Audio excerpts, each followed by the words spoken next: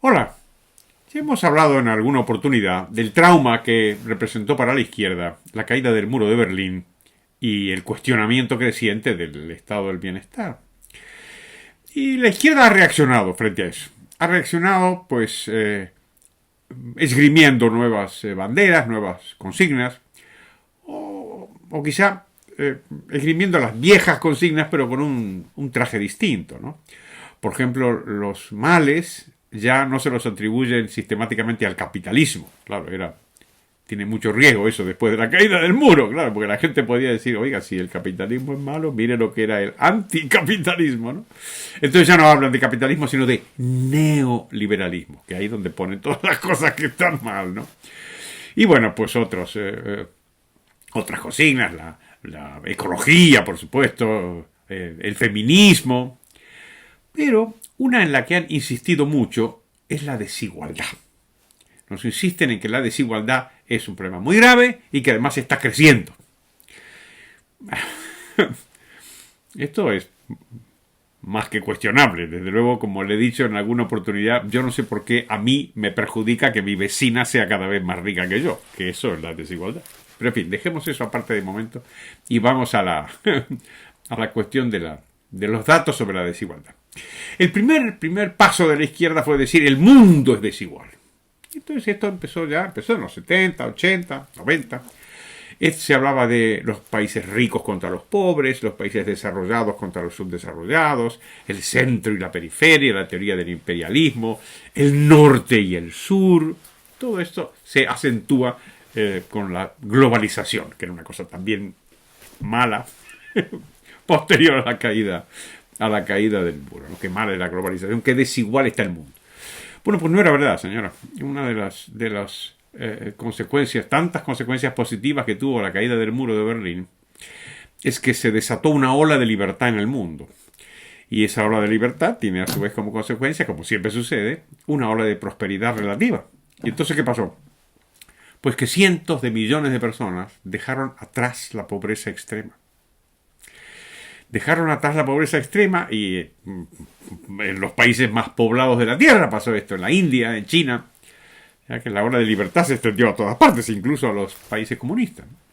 Y el resultado de eso, ¿cuál fue? Y que la desigualdad en el mundo bajó, no aumentó. Entonces, la izquierda mantuvo la consigna de que qué mala es la desigualdad por culpa del capitalismo neoliberal, en fin, todo el camino este. Pero dijeron, no, la desigualdad que ahora cuenta no es la mundial. Porque ya sabían que no había aumentado, sino que disminuía.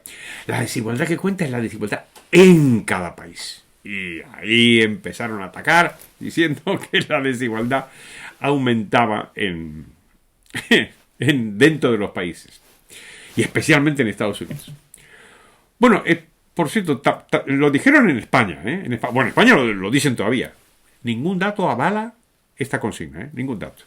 El catedrático de sociología, Julio Carabaña, alguna vez le hablé de él y de su libro, pequeño libro que sacó hace parte de años o 3, sobre la desigualdad en España, donde demuestra con cifras que no es verdad que en nuestro país esté aumentando la desigualdad. Pero bueno, el gran caballo de batalla no es tanto Europa como Estados Unidos. Estados Unidos, ya se sabe, el país así. El modelo del capitalismo es un modelo de desigualdad. Y nos abruman con los datos sobre eso, porque esa es la moda bueno, es una vieja moda en realidad, ¿no? De la izquierda de creerse en posición de la verdad en la ciencia, ¿no? Ya desde Marx habló de sí mismo como socialista científico y a los demás los despreció como socialistas utópicos, ¿no? Pues ahora también, desde Piketty hasta cualquiera de estas celebridades de la izquierda nos abruman con datos, que la desigualdad está aumentando, sobre todo en Estados Unidos. Pues mire, señora, tampoco es verdad. Tampoco es verdad. Y sin embargo, como los datos parecen indicar que la desigualdad aumenta, hay que mirárselos con cuidado, claro. Y los estudios que se han hecho, y que han hecho con algún cuidado los especialistas, han llamado la atención sobre un asunto, ¿no? Y es cuando la izquierda dice que está midiendo la desigualdad y que la desigualdad está aumentando, ¿en qué se está fijando? ¿Cómo son esos datos que está utilizando? Porque la izquierda es bastante cuidadosa. Por ejemplo, Piketty, cuando habla del capital, qué malo es el capital, se olvida del capital humano. Como si no fuera importante el capital que cada uno tiene en sí mismo. Pero en fin, dejemos esto aparte. Vamos a la cuestión de las estadísticas. Te dicen, no, las estadísticas indican que la desigualdad está aumentando. Pues hace poco leí un ensayo un artículo de Phil Gramm y de John Early en el Wall Street Journal que recogen algunos estudios, algunas evidencias sobre lo que está pasando en Estados Unidos y descubren una cosa que es verdaderamente muy, muy llamativa, y es que cuando se publican los datos sobre la desigualdad, se ignora los pagos los subsidios y pagos del gobierno, las transferencias del gobierno, que los estados cada vez son más grandes, no podemos actuar como si fuera el proverbial elefante en la habitación y suponer que no está ahí, pues claro que está ahí. Y es muy importante incorporar esos datos. ¿Cómo va a hacer usted unos datos una estadística sobre la desigualdad sin considerar los beneficios que reciben las personas por las transferencias públicas? Y al parecer, según cuentan, pues un porcentaje muy alto de estas transferencias son excluidos de las estadísticas de la desigualdad. Más aún, estas estadísticas tampoco cuentan los impuestos. Como si los impuestos que pagaran los contribuyentes no tuvieran que ver con lo que de verdad terminan ellos recibiendo, con lo que llamamos los economistas el ingreso disponible.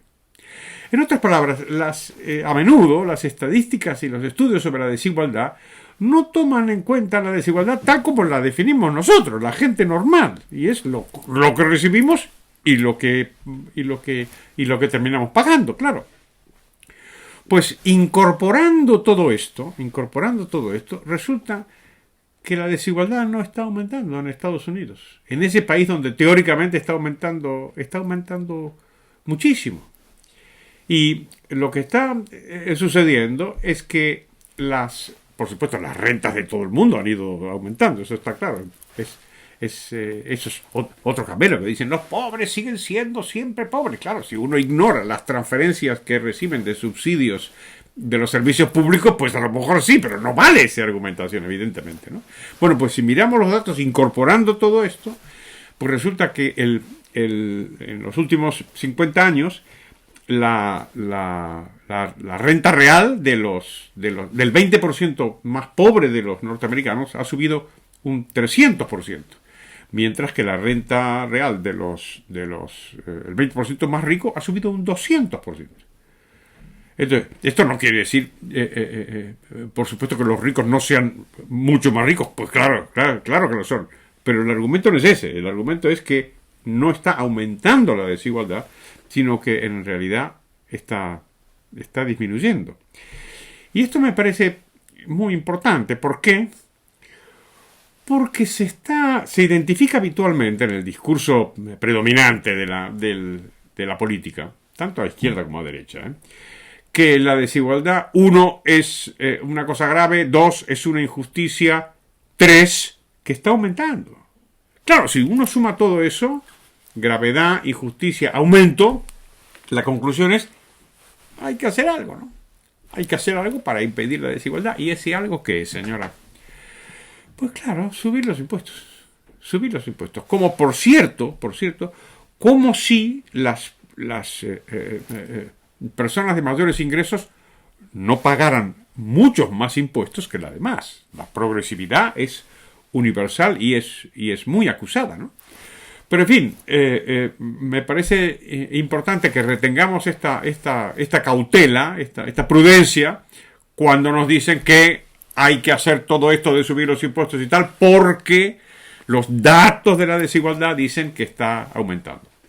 Pues no es así, señora, no está aumentando ni siquiera en Estados Unidos, supuestamente el país donde la desigualdad es mayor y es más alarmante.